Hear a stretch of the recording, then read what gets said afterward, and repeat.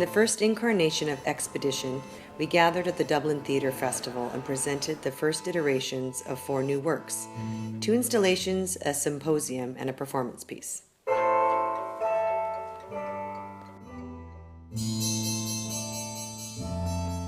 How naive and ignorant we were to think we could continue living the way we did without consequence.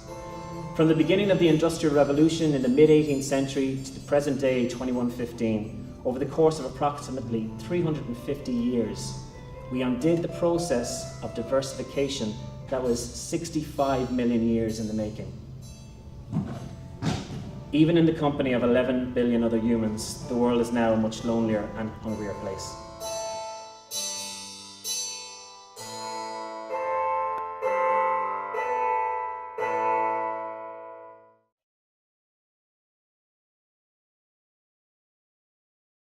Expedition the Symposium gathers scientists, artists and activists, and the speakers together with the audience have to make an imaginative leap of putting themselves a century into the future, looking back on 100 years of climate change.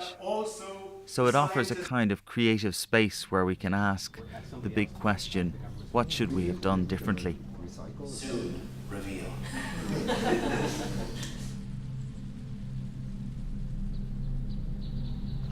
I'm going to the river, you stay here. Underwater Archaeologist is about a scientist in the future who has discovered 2 people who, in anticipation of the rising oceans, have been hiding away in an underwater bunker for nearly 100 years. The audience has gathered by the water's edge to share in this unprecedented moment in archaeology history as the scientist descends into the deep to make first contact. Performed using the language of the future, Underwater Archaeologist embodies our hopes, our fears, and above all, the calamity of the present. Forgive me.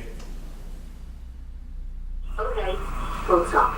No props, full stop. Love you, exclamation mark. Reconstructed domestic space of the early 21st century, it's a sort of museum exhibit from the future.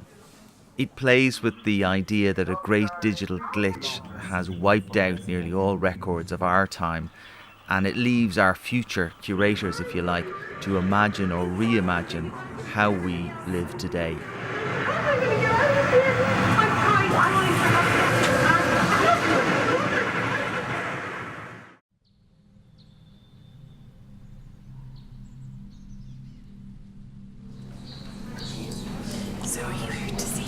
The concept of Apparition was to work with Canadian Aboriginal playwright Yvette Nolan and performer Helemius Sparrow to deliver messages from their future ancestors, playing on the stereotype of quote-unquote native wisdoms one might find on a motivational poster of an Indian chief standing on a rocky shore at sunrise.